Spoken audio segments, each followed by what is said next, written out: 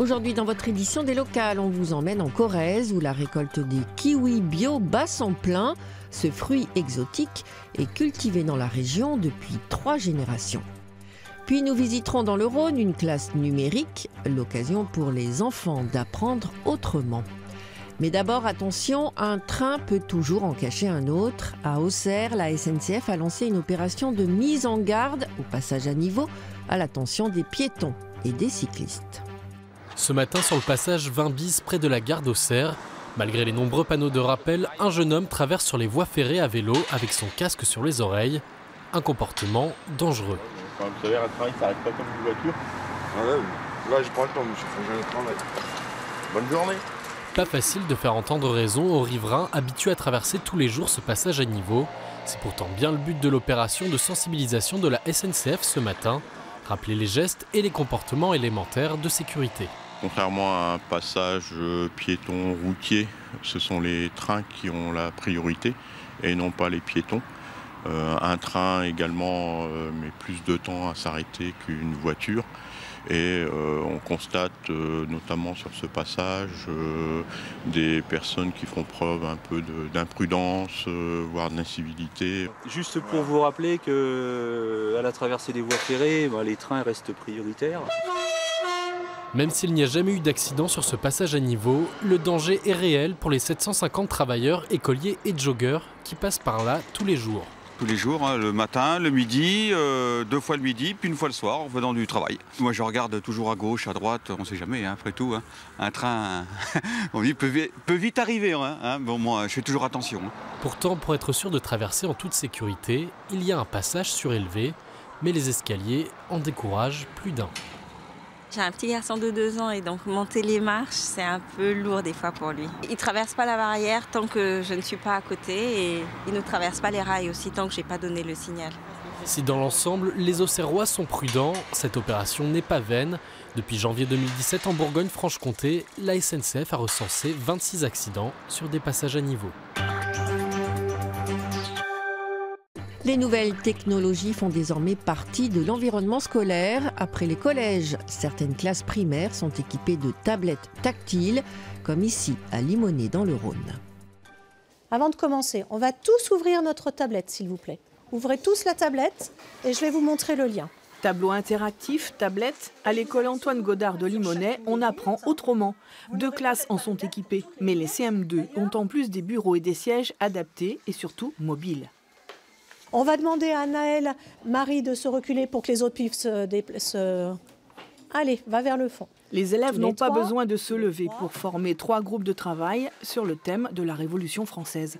C'est plus facile du coup de changer de position, mais aussi c'est difficile de pas tout le temps bouger dans toute la classe. Avec la roulette, on a envie de bouger.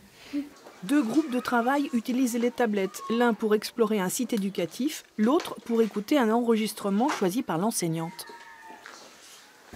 C'est plus pratique pour rechercher des choses, on peut regarder des vidéos des fois pour mieux comprendre. Le 3e groupe suit la leçon sur le livre d'histoire. Avec les tablettes, les supports pédagogiques sont plus variés.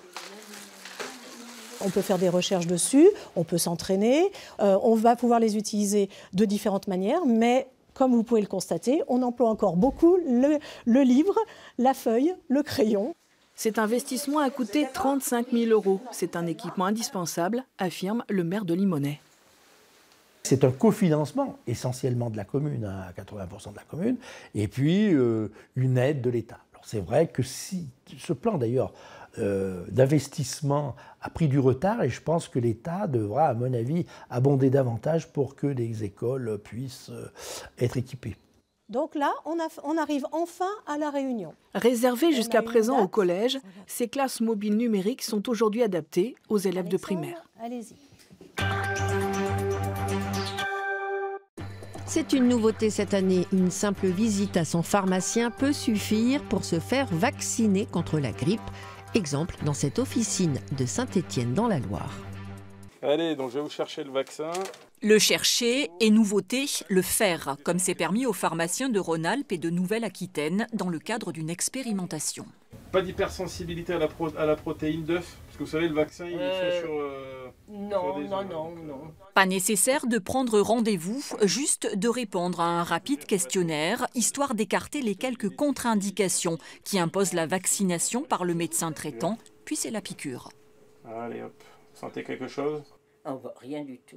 C'est bête d'aller régler une visite médicale chez un médecin pour se faire vacciner contre la grippe. Vous avez autant confiance en votre pharmacien qu'en votre médecin?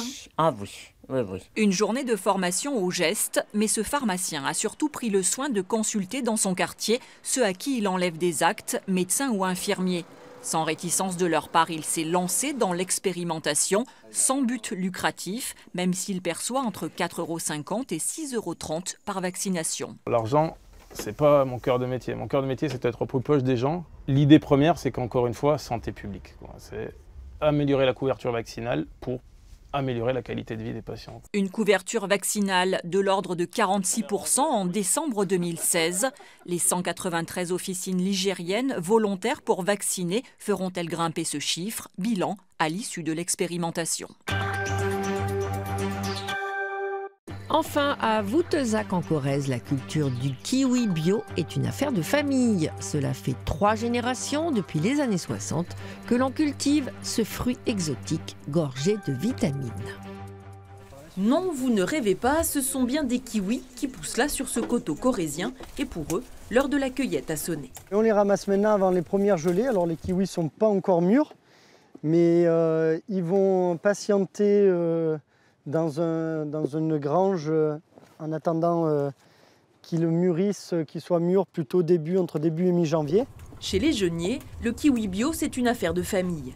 En 1967, Roger, le grand-père, est le premier corrézien à se lancer. 2 générations plus tard, 10 tonnes en moyenne sont produites sur l'exploitation. Alors ça, c'est le Ward, celui qu'on va retrouver plus dans les commerces, celui qui est plus facile à manger parce qu'il est plus gros. Puis après, on a 3 autres variétés, Bruno, Monty et Abbott, qui vont être, eux, un petit peu plus petits et qui vont être plutôt destinés au jus. Car ces variétés sont plus riches en vitamine C. Pour le moment, impossible de consommer les fruits, ils sont trop durs et trop acides. C'est dans cette grange qu'ils vont maturer naturellement. Mais là, ils vont rester là au minimum jusqu'à début janvier, avant d'être commercialisés, et ils peuvent être entreposés jusqu'au mois d'avril. Date à laquelle les stocks seront totalement écoulés. Il ne restera plus alors que les jus et le vinaigre pour profiter de la saveur de ces kiwis corréziens.